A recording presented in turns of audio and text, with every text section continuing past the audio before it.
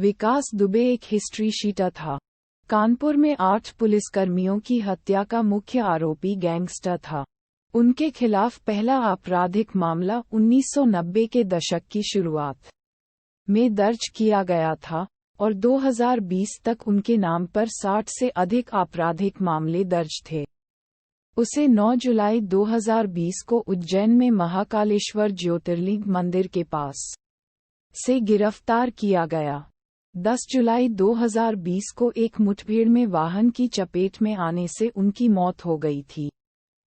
आप सभी के लिए जुड़ी सूचित हमारे चैनल की 50% कमाई गरीब बच्चों की शिक्षा में इस्तेमाल की जाएगी। कृपया सब्सक्राइब करें, अपना दान गरीब बच्चों के लिए करें, सपोर्ट करें हमारे आपके अपने YouTube चैनल को। विकास दुबे का जन्म 26 दिसंबर 1964 को उत्तर प्रदेश के चौबेपुर ब्लॉक के एक गांव बिकारू में हुआ था। उनके पिता का नाम रामकुमार दुबे तथा उनकी माता का नाम सरला देवी है।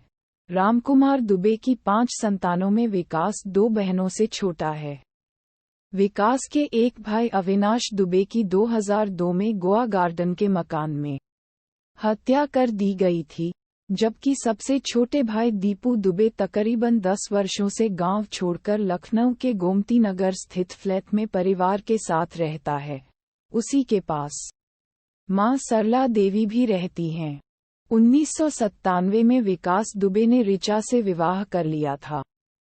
उसके 2 बेटे हैं। बड़ा बेटा लंदन, इंग्लैंड में मेडिकल की पढ़ाई कर रहा है और छोटा बेटा लखनऊ के निजी स्कूल में इंटरमीडिएट की पढ़ाई कर रहा है।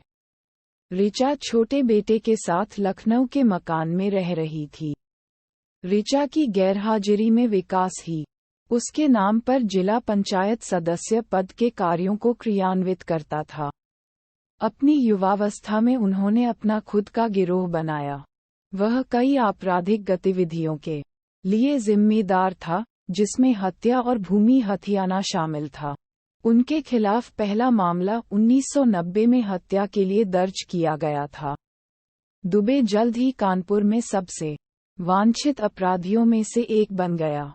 वह भारतीय जनता पार्टी भाजपा के राजनीतिज्ञ हरिकिशन श्रीवास्तव के साथ जुड़े थे, जो बहुजन समाज पार्टी बसपा में थे। दुबे भी 1995-96 में बसपा में शामिल हुए और कथित रूप से बल लगाकर जिला स्तर पर चुनाव जीते।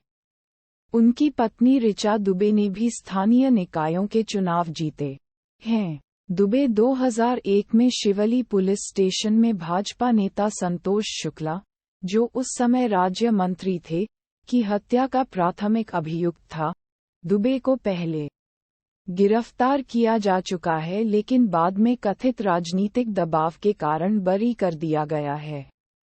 दुबे को विकास पंडित के नाम से जाना जाता था, जिसका नाम 1999 की फिल्म अर्जुन पंडित के टाइटुलर किरदार के नाम पर रखा गया था।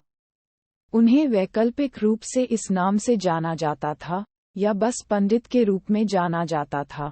3 जुलाई 2020 को दुबे और उनके लोगों की गिरफ्तारी के प्रयास के दौरान 8 पुलिसकर्मियों की मौत हो गई थी, जिसमें एक पुलिस उपाधीक्षक डीएसपी भी शामिल था, जबकि 7 पुलिसकर्मी घायल हो गए थे। शव परीक्षण रिपोर्ट से पता चला है कि डीएसपी की बेरहमी से हत्या कर दी गई थी, जबकि अन्य पुलिस के पास विभिन्न हथियारों से अलग अलग गोली के घाव थे, जो एक घात का संकेत देते थे। इसके बाद में पुलिस ने AK-47 राइफल और एक इंसास राइफल सहित अन्य हथियार बरामद किए। कानपुर के आईजीपी ने कहा कि कम से कम 60 लोगों ने पुलिस टीम पर घात लगाकर हमला किया, जिनकी संख्या सिर्फ 30 थी। कॉल रिकॉर्ड से पता चला कि दुबे कई पुलिस वालों के संपर्क में थे, जिन्होंने उन्हें जानकारी लीक की थी। इसके बाद कानपुर प्रशासन ने अपने घर को उसी बुलडोजर से ढहा दिया, जिसका इस्तेमाल दुबे और उनके लोगों ने घात के दौरान किया था।